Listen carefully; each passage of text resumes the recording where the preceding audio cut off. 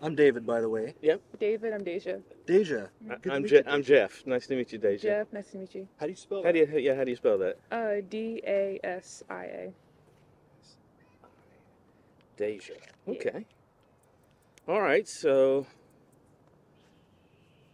like I explained, we do something called street epistemology. Epistemology is the study of knowledge and how we know what we know. And so we come out and we talk to people and do interviews and ask people something that they believe in passionately, maybe something that actually changes your behavior in the world, like you act differently because you hold this belief, perhaps.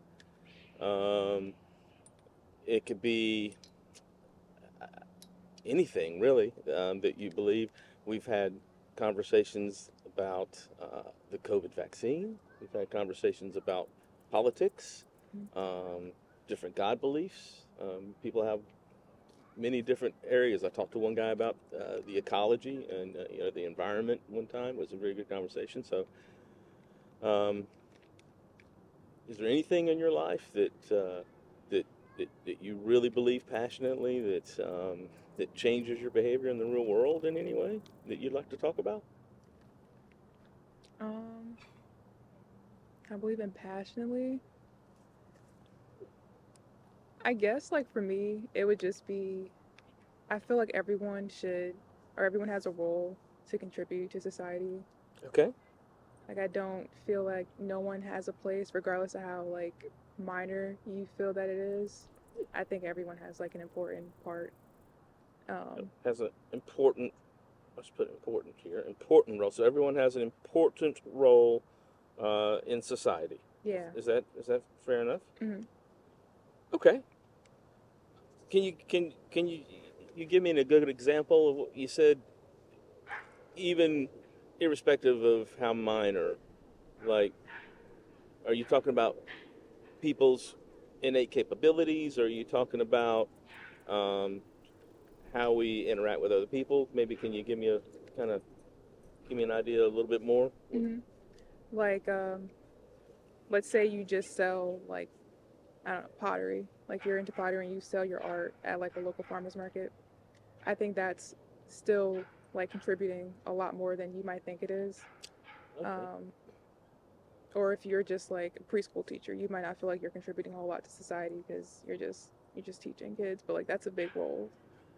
So that's kind of how I feel, and I don't like when people don't do anything. Like if you just don't work or you don't have any like goals or hobbies. I Right. don't I don't really like that. Okay. So if a person is doing something, even if it's just a hobby, Mm. that even though they might not recognize it as being a significant contribution, you're saying that it is a significant contribution to society. Even arts, I guess maybe you mentioned pottery. Is that the kind of? Yeah. I got you. I got you.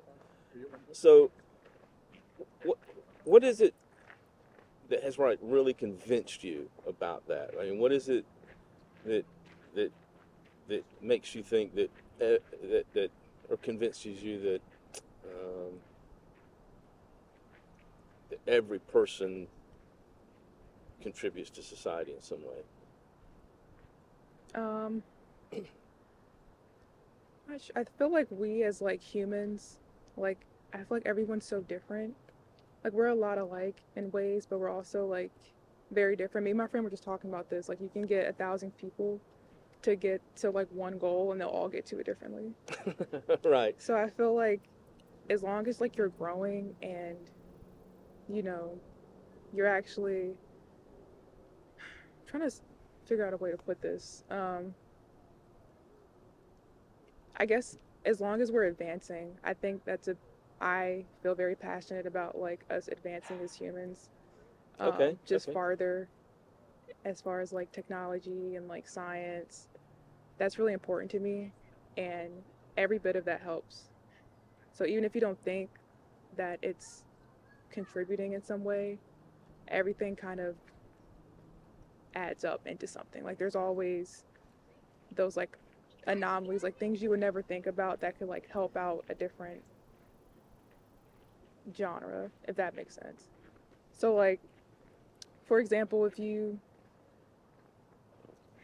I don't know, if you're like into art and you're painting, like you would only know things about paint and art.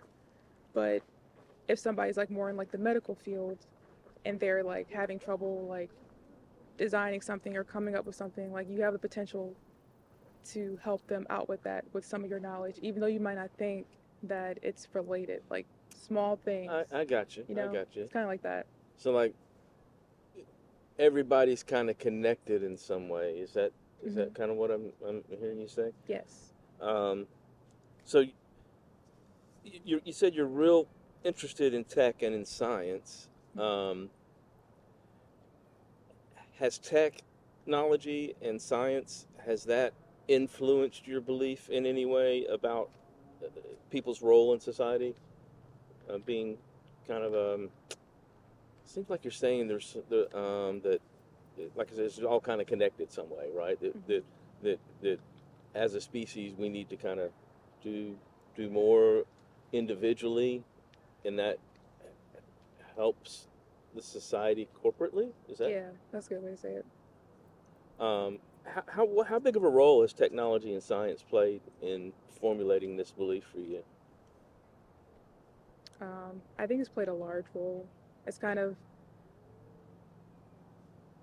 it's kind of been on my mind for a while. Just didn't really know how to like, I guess, say it. I'm not even sure if I'm saying it right now, but like You're doing that's just great. kind of There's no wrong answers here. that's just kind of how I've always felt. Like there's just so much to learn. So I guess for me, that's kind of pushed me to like stay in school and like continue learning, Right. um, even after I've graduated and like whatever I'm doing. Like I don't think you should ever stop learning. Okay. Okay. Um, is it is it possible a person could stop learning, and not push themselves or develop themselves and contribute in meaningful ways to society? Would that be possible? No, I don't No. think so. I wonder if we could come up with an example.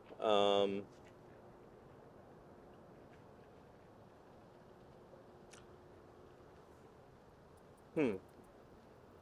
That's interesting. Um, how how confident would you be in saying that someone who doesn't develop or grow as a person could not contribute to society in a meaningful way? How confident would you be in that claim? Mm, pretty confident. I'm confident. If I gave you a scale like 0 to 100, like 0 being I've got no confidence that claim's false and nothing you're going to say is going to change my mind, or 100% that it's true and nothing would change your mind, on a scale of 0 to 100, where might you be on that scale? Probably at 100. At 100. Yeah, because I think you could get to a certain point where you're like an expert, right? But even if you're an expert, like you should still be trying to like push those limits. If not, if you feel like you've gotten to, I guess, a point where you can't like go any farther, then you would, I don't know, learn something else. Hmm. David, you got any thoughts on a question? How does this affect your behavior? Um, it's made me more passionate. Like I never really liked school a lot. Like I was good at it. I could pass a class, but I don't really feel like I learned anything because I could pass a test. Like that's really not hard. But it's made me like reflect, I guess, on how I learn and how other people should learn. Hmm. So I think it's made me want to like teach people in a way and kind of like keep pushing myself to get better Right. and Right. not remaining like stagnant in any way. So it's been a good thing for you. It sounds like that the desire to always learn new things and push yourself is a good thing for you. I'm wondering, does that necessarily mean that it's a good thing for everybody to do Mm, I think so. that? I think it's kind of boring if you don't try to like grow and you just don't move in life. Is it possible that another person though would find it not boring? like they would enjoy not doing Yes. much. Yeah. You think there's people that get fulfillment out of life by getting up and just laying around the house and watching TV all day long and eating junk food? Yeah, I think there's some people out there who are like that for sure. I know a few people like that. Yeah. Um, is it possible? Are they really happy then? You think? You think it's possible for them to really be happy, or are you saying that they're not really happy because they're not contributing to society? They might be comfortable. I wouldn't necessarily say anybody with that kind of life is happy. Because Okay. I think everybody has stuff that they want to do. Right. Like everyone has dreams and like goals, but they might not be able to do it because of, they don't have the money or have the resources to do that. Um, So you think everybody is born kind of with dreams and goals, yeah.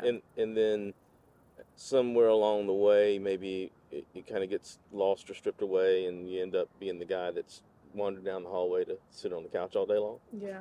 Gotcha. 100%. Do you think it's possible that anybody who's born just without that motivation, it's not that they just, it's not part of their genetic makeup, they just don't have that kind of a mental outlook? You think there's people that have just a genetic disposition to not strive to?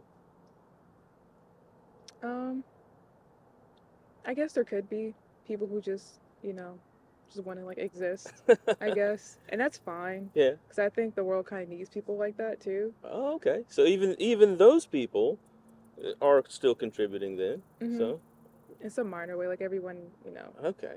Well, it seems like you've come full circle, because we were asking before where you didn't think that a person that was not motivated could contribute. Now you're saying maybe that you do think that they could, even in a small way. Their passiveness is needed in some way, maybe. yeah, even if they don't have like a dream or like a want, they should still be doing something. Like I don't think anybody should just not do Not anything. do anything. I got you. How would your world change, or your behavior change, if you came to believe that this wasn't true, that you didn't need to strive to do better and always learn something new?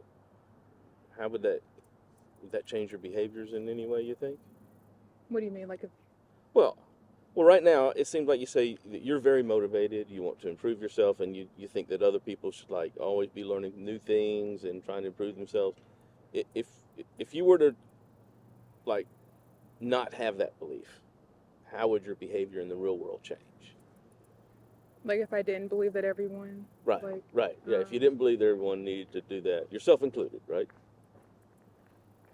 I don't know if I ever could. I've been feeling like that like pretty much my whole life, Right. but I guess it'd be pretty depressing. I don't know that I disagree with you, but Dave, can you think any other questions? You may have said it already, but what's the main reason that supports the 100% confidence, and why is that a good enough reason to be 100% confident in something? I guess I've never ran into anybody who just didn't have any goals or like any passions Hmm. or like any desire to do even like I don't know, something like get a new mind. What is it, a Fortnite skin? I'm Okay. not like into video games, but like I know people like that stuff. Like even something small as that, like Right. everyone's got something they want. So I got you. So the lack of an example that you've experienced is good enough to be 100% confident? I guess when you say it like that, it makes me like maybe not, but yeah, I guess so. That's all I got. Yeah. Good questions. Well, I don't have any other questions. Have you got any questions for either one of us? Anything you'd like to know about us, or what we're doing, or why we do this, or? Yeah. What do you guys do, or like why you're doing this? Well, like I said, it's called street epistemology, and it's a way to get people to think about how they've arrived at their beliefs and their conclusions. It doesn't really focus that much on what the belief or the conclusion is, but the methodology that the person's used to arrive at that conclusion. That's why he's asking about the lack of uh, uh, of an example you're using to give 100%, and now you're saying, well, that doesn't. Yeah, 'cause That's that sounds like a very like that's a very like little weak sketch way to arrive at a reason. belief. Yeah. Where are you at now? Are you still at 100? Yeah. But like I probably should find like I don't Different know reasons. a better reason for why I'm at 100. And that's why we do this, right? So I know I do, and I know Dave. We value critical thinking, right? We value science and technology and skepticism, and we like to give people real world examples of what critical thinking is, right? And so he's got a YouTube channel, I've got a small YouTube channel, and we just interview people and ask them these questions, and just hopefully to teach other people how to have good conversations about difficult topics, because this day and age everything is so polarized. You've got the left, you've got the right, you've got the religious, you've got the non-religious, and Yeah. it just seems like everybody's fighting. Well, this methodology uses the Socratic method of just asking questions, and it is, if the person like me who's employing the method is speaking with their interlocutor like you, and you're not giving counterexamples, you're not giving any arguments on the other side, you're just simply asking the other person these questions about how they've arrived at this belief that's not threatening, right? There's no argument there. And so it's just an example to show people how you can have good conversations about difficult topics, such as politics or religion or the COVID vaccine, some of these things that are just hot bed topics that just divide people. And so that's personally why I'm involved in this. I want people to think critically about their beliefs and how they've arrived at their conclusions. And so, Okay. Cool. yeah. Nice. David, you want to add anything to I would have said it the same way. Okay. Same thing. Sick. Yeah. Well, thank you for having me. Thank you, Dasia. I'm Jeff. Very nice to have met you again. Yes. Thank you so much, and I hope you enjoy the rest of your day. Thank you. I Thank will. you. If you have a phone, you can scan that QR code on the whiteboard, and that'll take you to my YouTube channel. Okay. Yeah. And then if you get a hold of me on there, I can send you to Jeff's YouTube channel too. Yeah, I've got a little small channel. There's not much going on there, but All right. Let me. thank you, Dasia. Yeah. No problem. That was great. Yeah, it was. Very fun conversation. I appreciate it. You guys have a Thank good you. Take care. Were your lavs going? I think so. Okay, Yeah. good. I can hear him. Yeah. Cool. From here. It's picking up from here. Awesome. That's good. Yeah. How do you feel? Okay. Yeah. It was a little shaky. It's like, hadn't done it in a while, right? It was A little rusty. Yeah, a little rusty. Yeah, a little rusty. I thought that was great. I thought you asked some really good questions, considering the idea that was being explored. Yeah, that was a tough one. That's a tough topic. I was trying to get her to like, she was pretty confident that you had to be doing something. You got to make yourself better in some way, and if you're not, then. But she did reverse herself at the end, right? Because she said, "Well, no, if you're not doing anything, you can't contribute." Then she said, "Well, even if you're not doing anything, you're still contributing in some way." Right. The non-contribution can still be a contribution. Right. Cool, man. Yeah. Hey, you put me in the hot seat right from the get-go. Yeah, man. That's my goal. You feel the next one. Okay.